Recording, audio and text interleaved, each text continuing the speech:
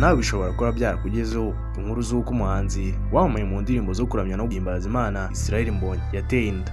Niba utaranabyumvise aka kanya urabyumvise, bimaze iminsi bivugwa ko uyu muhanzi yateye inda.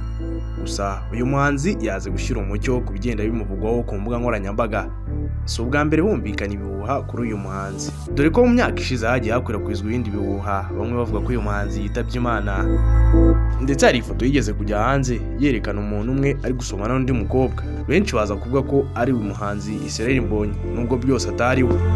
Ushobora nawe kuba wibaza igituma benshi babeshyereye umuhanzi bakamugerekaho ibintu byinshi ataba ari wowe wabikoze.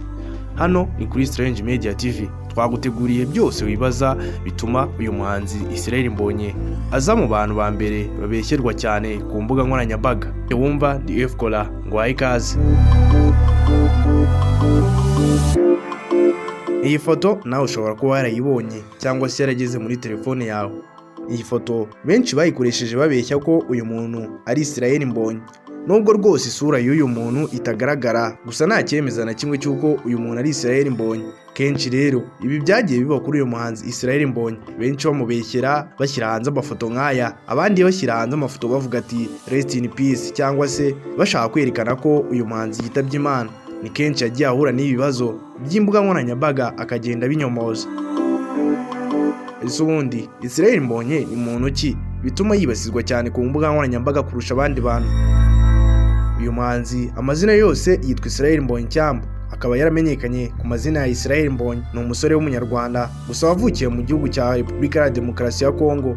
Avuka mu mwaka w'1992 hari ku itariki ya 20 Gicurasi. Uyu muhanzi afite umwihariko kuba ari umuhanzi uririmba indirimbo za gospel ndetse akaba n'umwanditsi wazo.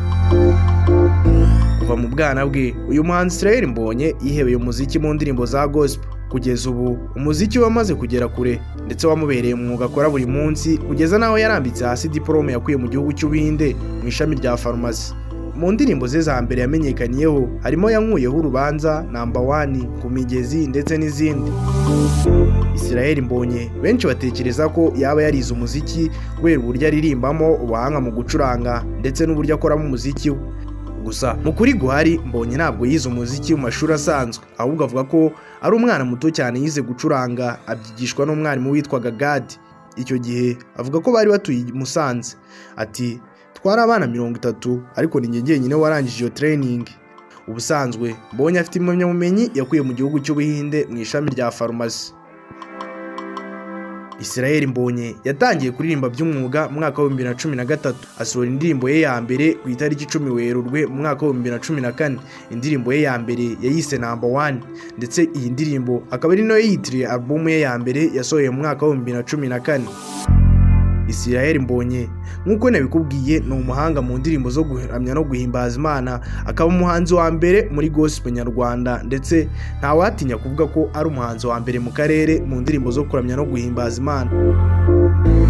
Uyu muhanzi ubuhanga bwe si ubw'amagambo gusa, bwagiye bugaragazwa no kwegukana ibihembo bitandukanye. Nko mu mwaka wa 2017 Israel Mbonyi yagizwe umuhanzi w'umwaka muri Groove Awards. Iyi Groove Awards ni ihemba abahanzi, amakorali ndetse n'amatsinda yo kuramya no guhimbaza Imana, abanyamakuru, abatunganya indirimbo n'abafite nabo bahuriye n'ivugabutumwa bahize abandi mu byiciro bitandukanye. Iyi Groove Awards itegurwa na Mo Sound Events Limited, ifite inkomoko muri Kenya, aho ari nawe yatangiriye mu mwaka wa 2004 kaza kugezwa mu Rwanda mu mwaka wa 2013. Israel Mbonyi kandi mu mwaka wa 2016, 2017 ndetse 2018 nabwo yatwaye ibihembo binyuranye birimo nka Strax Award nk'umuhanzi mwiza w'indirimbo zihimbaza Imana. Si ibyo gusa kandi, dore ko mu mwaka wa 2020 yegukanye igihembo cya African Entertainment Award USA. Mu mwaka wa 2022 nabwo Israel Mbonyi niwe wahize abandi, yegukana miliyoni 7 muri Rwanda Gospel Star Live. Israel Mbonyi ni umwe mu bahanzi bafite igikundiro hano mu Rwanda ndetse no hanze yarwo. Ibi bikaba bigaragazwa n'abamukurikira ku mbuga nkoranyambaga ze zitandukanye. Ibi ni nabyo bituma abantu benshi ku mbuga nkoranyambaga bakunda kumwibasira, bamubeshyera inkuru zitariho kugira ngo babone views. Business y'ama views imaze gutuma abantu batunyanga mugayo. Ku nshuti zanjye ndetse n'umuryango mugari ndahari, ndi muzima cyane kurushaho. Ibi yabivuze igihe bari batangaje ko Israel Mbonyi yitabye Imana. Mu by'ukuri rwose yari muzima, nta n'ikibazo yigeze agira, ntiyararwaye n'ibicurane. Israel Mbonyi yagarutse kuri ibi bavuga ko business y'amaviews imaze gutuma abantu bata umunyangamugayo. Iyi ni Strange Media TV. Niba utarakora subscribe nagushishikariza ko wakora subscribe ukajya ubona video zacu z'ubutaha.